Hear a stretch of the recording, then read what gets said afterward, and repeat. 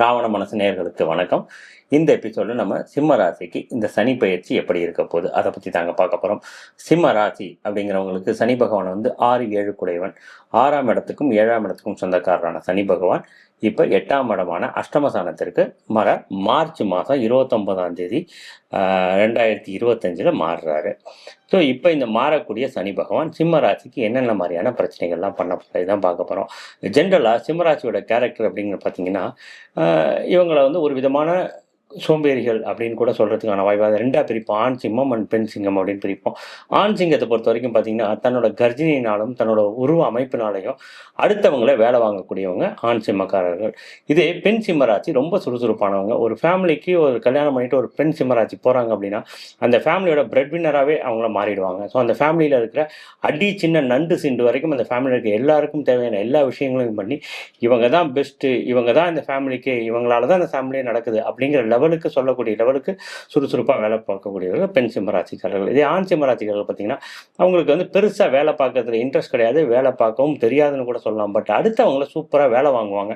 So அடுத்தவங்களை வந்து எப்படி நம்ம வார்த்தைகள் மூலியமாகவும் தன் உருவ அமைப்புகள் மூலியமாகவும் ஒரு மிரட்டி உருட்டி வேலை வாங்கி ஒரு அவுட்புட் எடுக்க முடியும் அப்படிங்கிறதுக்கு சிம்மராசிக்கு வந்து ஆண் சிம்மராசி ஒரு உதாரணங்க. ஸோ இவங்க எங்கே வேலை பார்த்தாலும் ஒரு குரூப்புக்கு ஒரு தலைமை தாங்கி அந்த குரூப்பை இவங்க ஹேண்டில் பண்ணிட்டு போவாங்க. இதுதான் இவங்களோட கேரக்டர்ஸ். அதே மாதிரி தான் பிடிச்ச முயலுக்கு 3 கால் அப்படின்னு சொல்லக்கூடியவங்க சிம்மராசிக்காரங்க. அது காமாசாமி போடுறவங்க மட்டும்தான் இவங்க கூடயே வந்து ட்ராவல் பண்ணிட்டு போக முடியும். இந்த மாதிரியான இருக்க சிம்ம ராசிக்காரருக்கு இந்த சனி பயிற்சி எப்படி இருக்க போகுது? சிம்ம ராசிக்கு 6-7 கூடிய சனி பகவான் யாருங்க? ஸோ இவர் சனி பகவான் அப்படிங்கிறவர் வந்து வேர்வை சிந்த ஒருத்தரை உழைக்க வைக்கக்கூடியவர் ஃபர்ஸ்ட். அதே மாதிரி வந்து பார்த்தீங்க அப்படின்னா, தப்பு ஒன்று நம்ம செய்யும்போது தப்புக்கான தண்டனையை உங்களுக்கு சரியான நேரத்தில் சரியான பாடமாக புகட்டக்கூடியவர் சனி பகவான். இவருக்கும் சிம்மத்துக்கும் எப்பயும் ஆகவே ஆகாது. சிம்ம ராசிக்கு ஒரு பரம எதிரிங்க சனி பகவான். ஏன்னா சிம்ம ராசி அப்படிங்கிறவர் வந்து ரொம்ப மிடுக்கா அப்படி பெருமையாக அப்படியே பந்தா விட்டுக்கிட்டு 4 பேர் அப்படியே மிரட்டி உருட்டி வேலை வாங்கிட்டு நான் யார் தெரியுமான்ற லெவலில் பயணம் செஞ்சுட்டு இருக்கக்கூடிய ஒரு ராசி சிம்ம ராசி. சனி பகவான் யாருங்க? அப்படியே அடிமட்டத்தில் இறங்கி உழுந்து வேலை பார்த்து வேர்வை சேர்ந்து உழைச்சி எவ்வளோ இதானாலும் உழைச்சி மட்டுமே சம்பாதிக்கணும், தன்னோட திறமையால் தனிச்சு நிற்கணும், தான் வேலை பார்த்து எடுக்கணும் அப்படின்னு நினைக்கக்கூடிய பகவான் வந்து சனி பகவான்.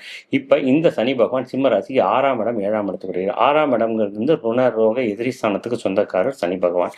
7ஆம் இடம்ங்கிறது மனைவி, கணவன், நண்பர்கள் மற்றும் பார்ட்னர்ஸ், இதுக்கு சொந்தக்காரர் சனி பகவான். இவர் வந்து 8ஆம் இடம் போகிறார். 8ஆம் இடம்ங்கிறது ஆக்சிடென்ட்டு, திடீர்னு நடக்கக்கூடிய விஷயங்கள், தீராத பிரச்சனைகள், இதெல்லாம் குறிக்கக்கூடிய இடம் வந்து 8ஆம் இடம். இந்த இடத்துக்கு 6-7 கூடியன்னு போகிறார். இப்போ 6ஆம் அதிபதி 8ஆம் இடத்துக்கு போகிறதுங்கிறது ஒரு திடீர் அதிர்ஷ்டம் சொல்லுவோம். 6, 8, 12 சம்பந்தம்னாலே திடீர் அதிர்ஷ்டம் உண்டுன்னு சொல்லுவோம். அந்த விதத்தில் 6ஆம் அதிபதி 8ல் போய் மறையிறது உங்களோட கடன் மறையும், நோய் மறையும், எதிரி மறைவான், இதெல்லாம் வந்து உண்டு. அதே மாதிரி திடீர் அதிர்ஷ்டம் உண்டு. அதே மாதிரி 7ஆம் அதிபதி 8ல் அமையும் போது என்னென்ன நடக்க போகுது இதான் பார்க்க போகிறோம். ஜென்ரலாக சிம்மராசிக்கு மனைவி அப்படிங்கிற இடம் வந்து பார்த்தீங்கன்னா, சிம்மராசியை பொறுத்த வரைக்கும் பார்த்தீங்கன்னா ரொம்ப ப்ராக்டிக்கலாக வாழக்கூடியவங்க. இவங்க வந்து ஒரு தேங்க்ஸ் சொல்ல மாட்டாங்க, ஐ லவ் யூ சொல்ல மாட்டாங்க, உன்னால தான் இந்த விஷயம் நடந்துச்சு, நீ இல்லைன்னா என் வாழ்க்கை இல்லை அப்படின்னு இந்த துதி பாட மாட்டாங்க. அதே மாதிரி வந்து ஒரு மேலதிகாரிகிட்ட போய் இந்த கூழ கும்பிடு போட மாட்டாங்க. அப்படியே வந்து எதாக இருந்தாலும் மூஞ்சியில் அடித்த மாதிரி பேசுவாங்க. தான் அப்படிங்கிற ஒரு கர்வம் கொண்ட ஒரு நபர்னு கூட சிம்மராசி வந்து சொல்லலாம். பெருமைக்காக வாழக்கூடியவர்னு கூட சொல்லலாம். இந்த மாதிரி சிம்மராசிக்கு மனைவி எப்படி அமைவாங்கன்னா, ஒரு சனியோட காரகத்துவம் கொண்ட 7ஆம் இடத்துக்கு சொந்தக்காரங்க மனைவி. ரொம்ப ஒரு அன்றாட வாழ்க்கையை வந்து அவங்க ரொம்ப ரசித்து வாழக்கூடியவங்க. ஒரு பூ வாங்கி கொடுக்கறது, தான் கணவன் தன்னை பெருமையாக பேசணும், தன்னை புகழ்ந்து பேசணும், ஒரு சாப்பாடு போட்டால் கூட சாப்பாடு சூப்பராக இருக்கணும், ஒரு இது சொல்லணும், கிஃப்ட் கொடுக்கணும், ஒரு விஷஸ் பண்ணணும், ஒரு வீட்டில் அதாவது ஒரு 2 பேர் சேர்ந்து உட்காந்து டிவி பார்க்கணும், பீச்சுக்கு 2 பேரும் சேர்ந்து போகணும், ஒரு பைக்கில் 2 பேரும் ட்ராவல், சின்ன சின்ன ஒரு பேசிக்கான ஒரு ஆசைகள் கொண்டவர்கள் வந்து எங்களோட மனைவியாக அமைவாங்க. ஸோ இதுக்கு நேர் ஆப்போசிட்டில் சிம்மராசிக்காரங்க இருப்பாங்க. ஸோ அப்படிங்கும்போது சிம்மராசிக்கு ஒரு ஹஸ்பண்ட் ஒய்ஃப்குள்ளே இருக்க ரிலேஷன்ஷிப் கொஞ்சம் தக்கப்பாக தான் இருக்கும். அந்த மாதிரி இருக்கக்கூடிய 7ஆம் அதிபதி இப்போ போய் 8ல் மறைகிறாங்க. இப்போ அஷ்டமஸ்தானத்துக்கு சனி வரும்போது தான் இவருக்கு பிரச்சனை நினைக்கிறீங்க. இல்லைங்க, எப்போ சனி வந்து 7ஆம் இடத்துல வந்து உட்கார்ந்தாரோ அப்பயே இவருக்கு பிரச்சனை ஸ்டார்ட் ஆகிடுச்சிங்க. 6ஆம் அதிபதி 7ல் உட்கார்ந்தார் இல்லைங்க, மனைவிக்கு உடம்பு முடியாமல் போகுது, மனைவிக்கும் இவருக்கு மிஸ் அண்டர்ஸ்டாண்டிங்கு, பார்ட்னரோட பிரச்சனை, பார்ட்னருக்கு ஒரு மிஸ் அண்டர்ஸ்டாண்டிங்கு, ஃபைல் பண்ணுறதுல ப்ராப்ளம், இந்த மாதிரி நிறைய ப்ராப்ளம் லாஸ்ட் 2 வருஷமாக கொடுத்துட்ருக்கிறாரு. இப்போ 7ஆம் அதிபதி போய் 8ல் மறையும் போது என்ன மனைவிக்கும் இவருக்கும் மிஸ் அண்டர்ஸ்டாண்டிங் ரொம்ப அதிகமாக வரதுக்கான வாய்ப்புகள் உண்டு. எக்கச்சக்க பிரச்சனைகள் வரதுக்கான வாய்ப்பு உண்டு. பிரிந்து போகிறதுக்கான வாய்ப்புகள் உண்டு. ஆர்கியூமெண்ட்ஸ் நிறைய வரதுக்கான வாய்ப்பு வாய்ப்பு உண்டு. அதை பற்றி தான் இப்போ நம்ம வந்து பார்க்க போகிறோம். இப்போ சனி பகவான் 8ஆம் இடத்துல உட்காந்து எங்கெங்கெல்லாம் பார்க்க போகிறாருன்னு பார்த்தீங்கன்னா, தன்னோட 3ஆம் பார்வையாக அவர் உங்களோட 10ஆம் இடத்தை பார்க்க போகிறாரு. தன்னோட 7ஆம் பார்வையாக உங்களோட 2ஆம் இடத்தை பார்க்க போகிறாரு. தன்னோட 10ஆம் பார்வையாக உங்களோட 5ஆம் இடத்தை பார்க்க போகிறாருங்க. 10ஆம் இடம்ங்கிறது தொழில் கர்மஸ்தானமுங்க. உங்களோட 2ஆம் இடம்ங்கிறது தன குடும்ப வாக்குஸ்தானமுங்க. உங்களோட 5ஆம் இடம்ங்கிறது வந்து குழந்தை, காதல், மனசு, ஆசை, குலதெய்வம் இது சம்மந்தப்பட்ட விஷயங்க. இப்போ சனி பகவானை பொறுத்த வரைக்கும் பார்த்தீங்கன்னா, தான் இருக்கிற இடத்தையும் அழித்து பார்க்குற இடத்தையும் அழிப்பார் அப்படிங்கிற மாதிரியான ஒரு லைன் உண்டு. ஸோ இப்போ இருக்கிற இடம் 8ஆம் இடம்ங்கிறது பார்த்தீங்கன்னா உங்களுக்கு திடீர்னு நடக்கக்கூடிய விஷயங்கள், அதே மாதிரி வந்து பார்த்தீங்கன்னா தீராத பிரச்சனை, தீராத நோய், தீராத கடன் இதெல்லாம் அழிக்கிறதுக்கான வாய்ப்பு உண்டு. அங்கேருந்து ஒரு 10ஆம் இடத்தை பார்க்கும்போது உங்கள் தொழில் ஸ்தானங்க, தொழில் ஸ்தானம் கர்மஸ்தானம், இந்த இடத்த வந்து சனி பார்க்கும்போது என்ன ஆகுங்க, தொழிலை சுருக்குவார், உங்களோட தொழிலை வந்து பிரச்சனை கொடுப்பாரு. நீங்கள் வேலை பார்க்குற இடத்துல உங்களோட மேலதிகாரிகள் உங்களை வச்சு மிதிப்பாங்க, உங்களை போட்டு டார்ச்சர் பண்ணுவாங்க. நீங்கள் எவ்வளோதான் விழுந்து விழுந்து உங்களோட ப்ரொடக்டிவிட்டி அவுட்புட்டெல்லாம் நீங்கள் கொடுத்தீங்கனாலும் பத்தவே இல்லை, அது வேஸ்ட்டு, ஒன்றுமே இல்லை, நீங்களாம் ஒரு ஆளாக என்னையா பண்ணியிருக்க, பெரிய இது மாதிரி நீ பேசிகிட்டு இருக்கிற, எப்போ பார்த்தாலும் நாதான் பேசுவேன், பெரிய சீன்லாம் போட ஒன்றுத்தையும் கிளிக்கிறியே அப்படின்னு வச்சு மிதிப்பாங்க. ஸோ இது உங்களால் தாங்க முடியாது. அதே மாதிரி உங்களுக்கு கீழே உங்ககிட்ட வேலை பார்த்துருந்த ஒருத்தவங்க தூக்கி உங்களோட மேலே ஒரு போஸ்டிங்கில் தூக்கி உட்கார வச்சு அவரை விட்டு உங்களை வேலை வாங்க வைப்பாங்க. ஸோ அவங்கள அசிங்கப்படுத்துவாங்க. ஸோ இதெல்லாம் வந்து உங்களோட வார்த்தைக்கு அங்கே மரியாதை இருக்காது. எங்கே போனீங்க ஜென்ரலாகவே நார்மலாக சாதாரணமாக நடந்தாலே சிம்மராசிக்கு வந்து தன்னை யாரும் மதிக்கலையோ அப்படிங்கிற ஒரு ஃபீல் உள்ளே வந்துடும். அந்த மாதிரி ஒரு ஃபீல் வந்தாலே வேலையை தூக்கி போட்டு வந்துடுவாங்க. ஒருத்தன் ஒரே ஒரு கேள்வி கேட்டுட்டான் அப்படின்னா ஆன் தி ஸ்பாட் அவனை தூக்கி விட்டு எழுந்துட்டு வந்துருங்க. மேலதிகாரி வந்து ஒரு கொஸ்டின் உங்களை ரைஸ் பண்ணக்கூடாது, போடா வேணா வேறு கம்பெனி அல்ல போடா அப்படின்னு ஆன் தி ஸ்பாட் தூக்கி போட்டு வந்துருங்க. அது முன்னாடிலாம் தூக்கி போட்டு வந்தீங்கன்னா உடனே வேலை கிடச்சிருக்கு, என்னன்னா அடுத்த செகண்ட் வேறு வேலைக்கு போயிருப்பீங்க. இப்போ அஷ்டம சனி வரும்போது சனி உங்களை மேலதிகாரிகளை வச்சு உங்களை ப்ரெஷர் பண்ணுவார். அதே மாதிரி உங்களை டார்ச்சர் பண்ணுவார். உங்களை அசிங்கப்படுத்துறதுக்கான முயற்சிகள் எல்லாமே நடக்கும். இங்கே நீங்கள் நெஞ்சை புடைச்சிங்க அப்படின்னா வேலை போகும், அடுத்த வேலை உங்களுக்கு கிடைக்காது. அடுத்த வேலை கிடைச்சாலும் இங்கே பட்ட கொடூரமான விஷயங்களை தான் அங்கே சந்திப்பீங்க. ஸோ இந்த 2.5 வருஷம் சிம்மராசிக்காரர்கள் என்ன பண்ணணும்னா, மேலதிகாரிகள் எவ்வளவு தான் அசிங்கப்படுத்தினாலும் அதை மனசளவில் தாங்கிறதுக்கு ரெடி ஆகிக்கணும், அதை ஓவர் கம் பண்ணுறதுக்கு ரெடி ஆகிக்கணும். நீங்கள் வந்து உங்களோட நான் யார் தெரியுமா அப்படின்னு நீங்கள் நெஞ்சை புடைச்சிட்டு அங்கே போய் நின்னீங்கன்னா அடுத்த செகண்ட் வேலையை விட்டு வெளில வந்துடுவீங்க. இது உங்களுக்கு ஒரு பெரிய பிரச்சனையாக முடியும். அதே மாதிரி விட்டுட்டு வெளில வந்தீங்கன்னா இமீடியட்டாக உங்களுக்கு வேலை கிடைக்கிறது ரொம்ப ஒரு கஷ்டமான விஷயம். அதனால இந்த 2.5 வருஷம் உங்களை மொத்தமாக எவ்வளவு தூரம் நீங்கள் சுருட்டி சனி பகவான் மாதிரி நீங்கள் மாறிடணும், வேர்வை சுந்த உழைக்க வைக்கணும். ஜென்ரலாகவே சிம்மராசி என்ன பண்ணுவாங்க, அடுத்தவங்களை அப்படியே பேசி வேலை வாங்கிட்டு அப்படியே லைட்டாக ஓட்டிக்கிட்டு இருப்போம், அப்படியே சம்பாதிச்சுட்டு வந்துட்டு இருப்போம், நல்லா ஸ்மூத்தாக போயிட்டு இருப்போம். ஆனால் இப்போ சனி பகவான் உங்களை உழைக்க வைப்பார், வேர்வை சிந்த வைப்பார், தூக்கத்தை கெடுப்பார். எவ்வளோ தூரம் நீ உங்களை ஃபோர்ஸ் பண்ணி ஒரு சாதாரண ஒரு வேலையால் என்ன செய்வாங்களோ அந்த மாதிரியான வேலையாலும் உங்களை செய்ய வைப்பார். இப்போ வேலை செய்யறதுன்னா கஷ்டப்படுறோன்னா இவ்வளோ கஷ்டம் இருக்கா, இவ்வளோ ஹார்ட் ஒர்க் பண்ணுவோம், இத்தனை நாளாக நமக்கு தெரியாமல் போச்சு, சரி அடுத்தவங்களாம் நம்ம என்ன பேசியிருப்போம், எவ்வளோ கஷ்டமான ஒரு விஷயம்டா அப்படின்னு உங்களை ஃபீல் பண்ண வைப்பார், டயர்டாக்குவார். அப்படியே மனசெல்லாம் மண்டையெல்லாம் ஃபுல்லாக சூடாகி அப்படியே சோர்ந்து ஏண்டா வாழ்கிறோங்கிற லெவலுக்கு உங்களை கொண்டு போய் வைப்பார். நீங்கள் யார் முன்னாடி கை கட்டி நெஞ்சு புடைச்சி நின்னீங்களோ அவன் முன்னாடி கை கட்டி உங்களை கூனி குறுக வைப்பார். இதெல்லாம் இந்த 2.5 வருஷத்து நடக்கும். இந்த அசிங்க அவமானங்களை நீங்கள் எவ்வளோ தூரம் தாங்கிட்டு நிற்கிறீங்களோ அவ்வளோ தூரம் சனி பகவான் போகும்போது உங்களுக்கு தேவையான நல்ல விஷயத்தெல்லாம் பண்ணி கொடுத்துட்டு போவார். திடீர்னு வேலை போயிடும், திடீர்னு உங்களை கூட்டுதுப்பா எல்லாம் கம்பெனியில் ப்ரொடக்ஷன் எல்லாம் ஸ்டாப் ஆகிடுச்சு பண்ணி ஏதாவது வேலை ஒன்று பார்த்துக்கப்பா அப்படின்னு உங்களை வெளில அனுப்புவான். இல்லைனா எவனா ஒருத்த ஃப்ரெண்ட் அங்கேருந்து வந்து மாப்பிள்ள ஒரு சூப்பர் கம்பெனி ஒன்று வருது மாப்பிள்ள, அங்கே அப்ளிகேஷன் பண்ணலாம் மாப்பிள்ள, நீங்கள் வந்து எடுத்துகிட்டு போவான். அங்கே போனீங்கன்னா அங்கே கொடூரமாக இருக்கும்.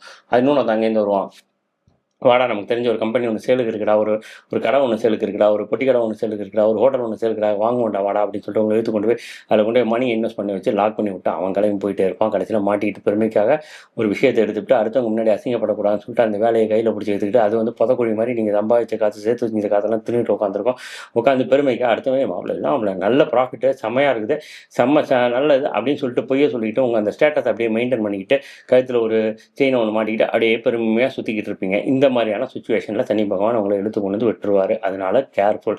இது எல்லாமே உங்க ஜாதகத்துல சனி பகவான் என்ன மாதிரியான பொசிஷன்ல உட்காந்துட்டு இருக்காரு, என்ன தசை நடக்குது, என்ன புக்தி நடக்குது அப்படிங்கிற விஷயத்தை வச்சுதான் இதெல்லாமே கிளியர் ஆகும். இது வந்து ஒரு காமனான ப்ரெடிக்ஷன். பட் இருந்தாலும் உங்களை அலர்ட் பண்றது எந்த விதத்துலையும் தப்பு கிடையாது. நம்ம அலர்ட் பண்றதுனால ஒருத்தரோட லைஃப் கொஞ்சம் சாஃப்டா மாறிச்சு, கொஞ்சம் ஈஸியா மாறிச்சு அப்படின்னா அதை என்னை விட சந்தோஷப்படக்கூடிய ஆட்கள் கிடையாது. பயமுறுத்ததுக்காக இந்த விஷயங்கள்லாம் சொல்லல.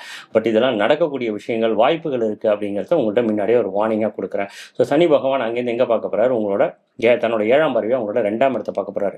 2ஆம் இடங்க தன குடும்ப வாக்குஸ்தானமுங்க. தனம் உங்களுக்கு வர இன்கம்மை அடிப்பாரு, உடைப்பாரு, இன்கம்ம ஸ்டாப் பண்ணுவாரு.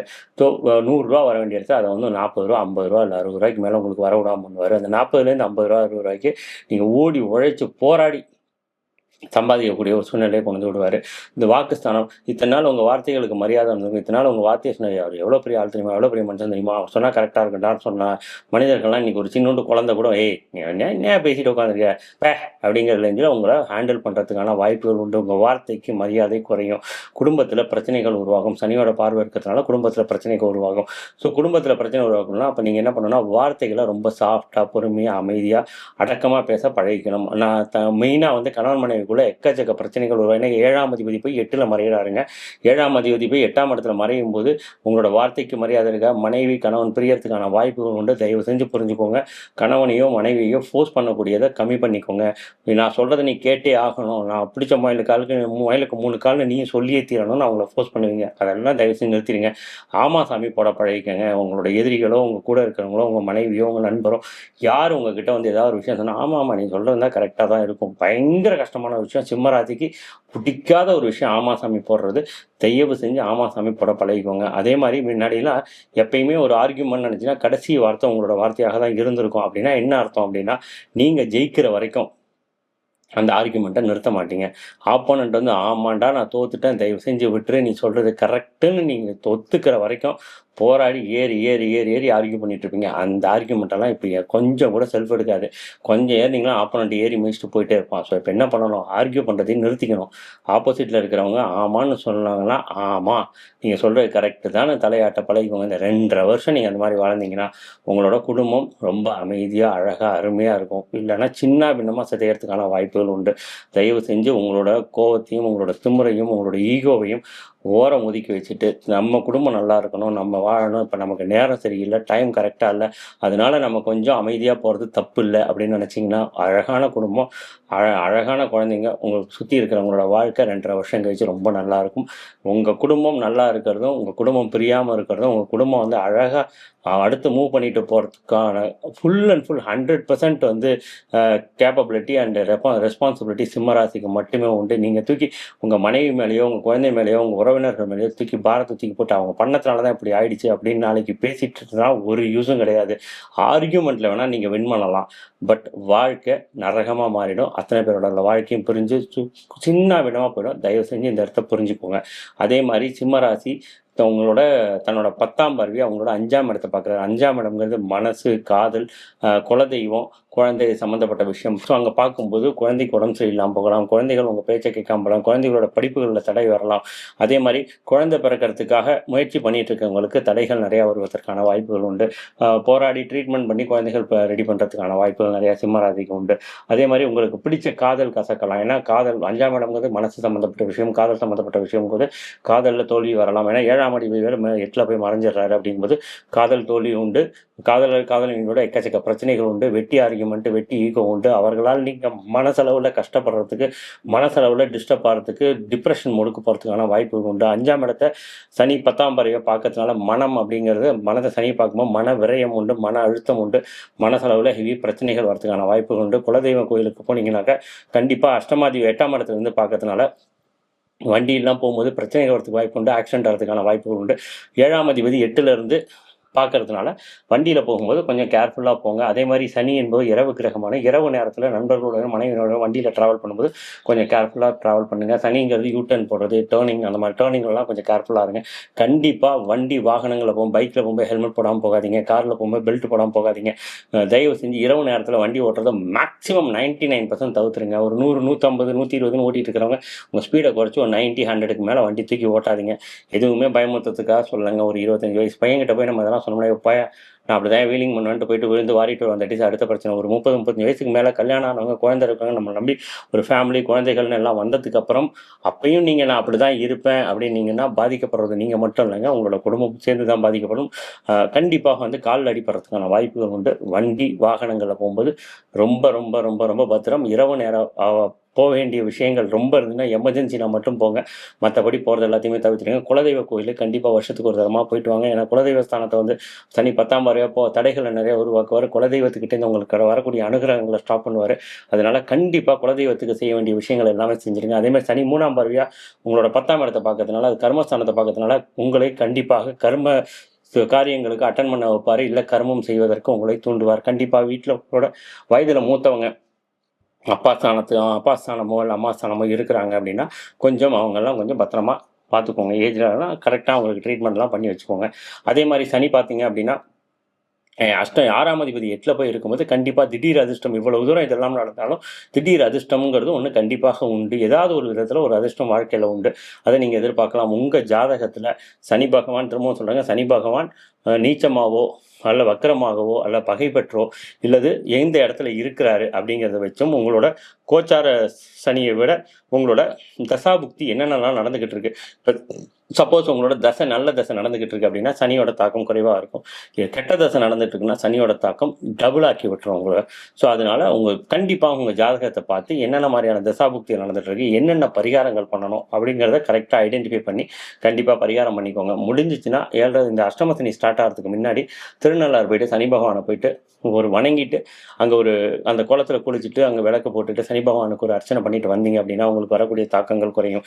அதே மாதிரி ரொம்ப அழுக்காக இருக்கிறவங்க, குப்பையில் வேலை பார்க்கக்கூடியவங்க, இந்த ரோடெல்லாம் க்ளீன் பண்ணக்கூடியவங்க இவங்கெல்லாம் இருப்பாங்க இல்லையா, அந்த மாதிரி சகோதரிகளுக்கு உங்களால் முடிஞ்சிச்சுன்னா அவங்களுக்கு ஒரு சாப்பாடோ இல்லை குடிக்கிறதுக்கு ஏதாவது கூல்ட்ரிங்க்ஸ் மாதிரியோ ஏதாவது விஷயங்கள் நீங்கள் வாங்கி கொடுங்க.